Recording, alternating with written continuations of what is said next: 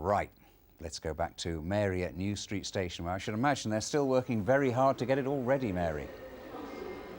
They absolutely are, Nick. Yes, I hope you're getting me loud and clear. And actually, there's quite a noise level to contend with in here as well. I'm joined by Martin Frobisher from Network Rail. Martin, there's a hive of activity here still. How confident are you it'll all be ready for 7:30 Sunday morning for the public opening? That's it, absolutely confident. It's going to be open at 7:30 on Sunday morning. And if you just look around, it's wow. It's amazing. And we hope that everyone's delighted when they see it next week. £600 million, 5 years in the making. What difference will it actually make? Well, it's going to make a massive difference. This light, bright space that we're standing in is the station concourse. It's 5 times larger than the station concourse that we had before. As you come up off the platforms, there's 4 times as many stairs and escalators.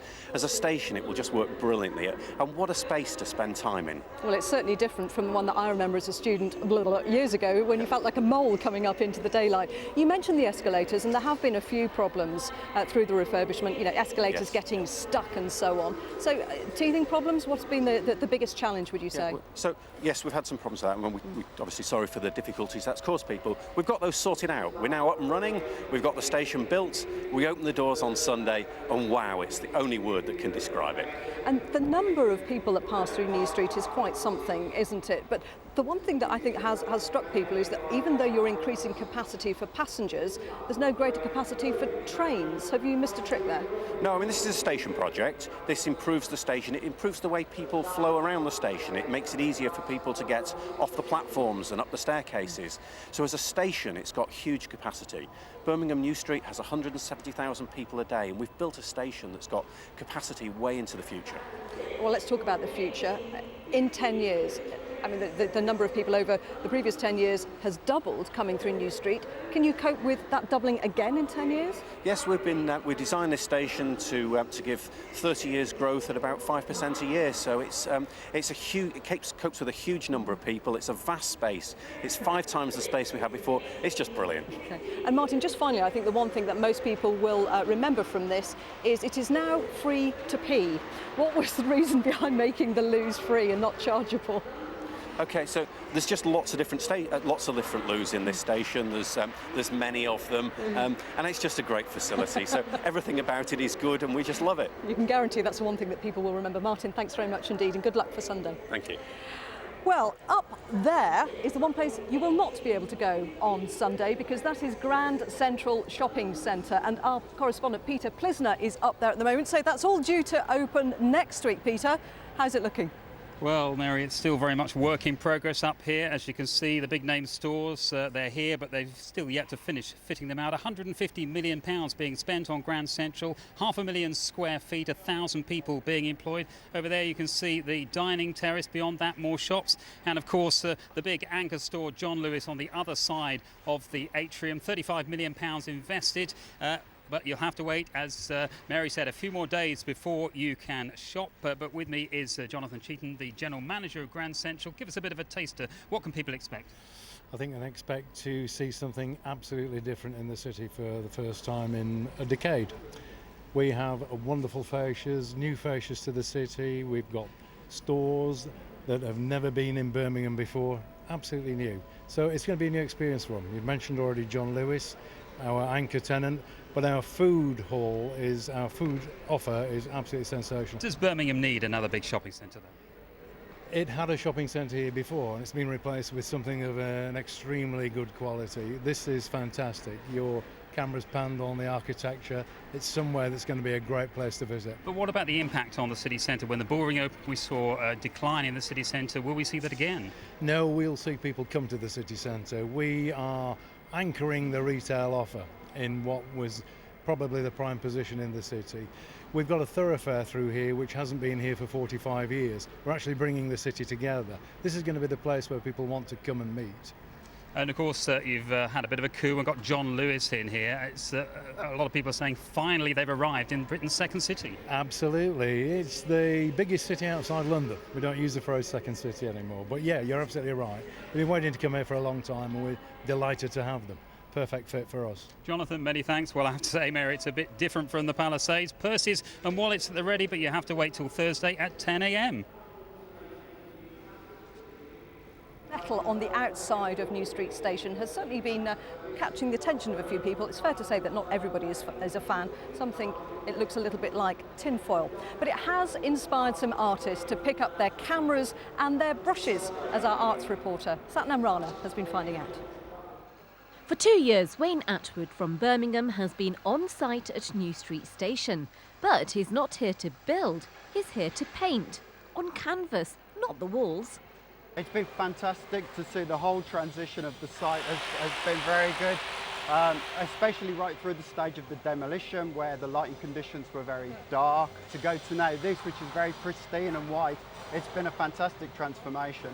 Wayne is Network Rail's artist in residence.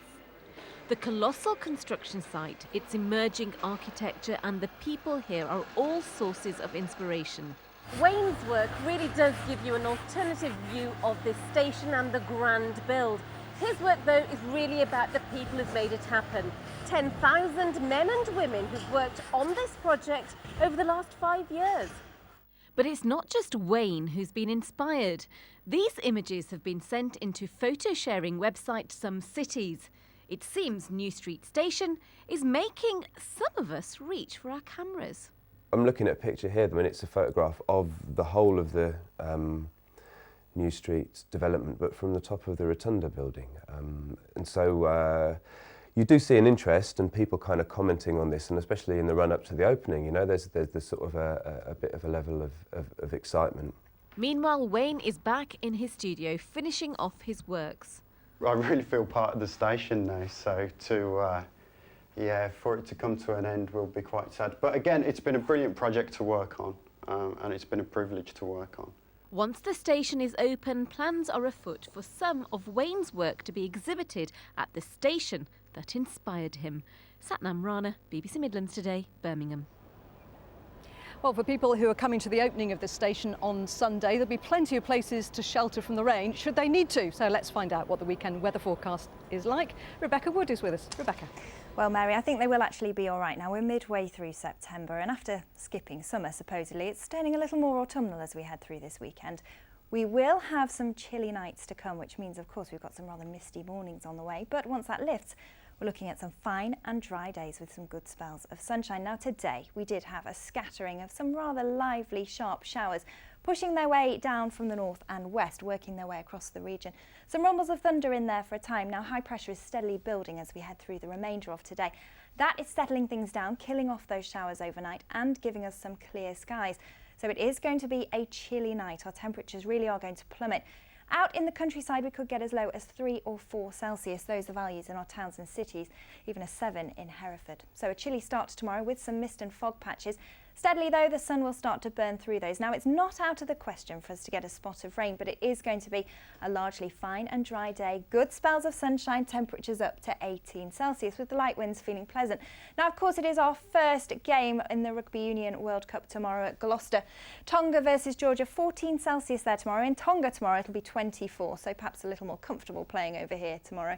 High pressure remains in control as we head Saturday night into Sunday. But waiting in the wings for the start of the new working week is this cold front. That's steadily progressing its way in as we head through Sunday. So cloud thickening up for Sunday, but some pleasant spells of sunshine nevertheless. Temperatures up to 16 Celsius and we're staying dry. For the start of the new working week, though, we do have a weather system crossing us and it's taking its time. It's breaking up, though. So an unsettled start to the week, but a very pleasant weekend on the way with some good spells of sunshine and settled conditions. Mary. Thanks very much, Rebecca. Well, our transport correspondent Peter Plisner has come down from the balcony to join me. Peter, this has virtually been your second home for the last 5 years. What's impressed you most about this project? Well, I think all this is very impressive, the atrium, the new construction, but the most impressive thing, I think, the fact that they've done it in a city centre with very minimal disruption. They've had a railway line operating a station below. They've had early on a shopping centre above, yet there's been minimal disruption. It really is a triumph for those people involved in the project. Yeah, a mammoth project, but anything they've overlooked, do you think? Well, I think there's always the concern that there wasn't an increase in capacity for trains going through the station. That's disappointing. I think there are some issues about moving around the station. I've heard people talking about long distances, but overall, as you can see, it's miles better than the last station. It certainly is, yeah. That's the understatement. Peter, thanks very much indeed. Well, that's it from me here at the new New Street Station. If you're coming down here on Sunday morning, you're in for a treat. Plenty more images on our Facebook page, but for Midlands Today, good night.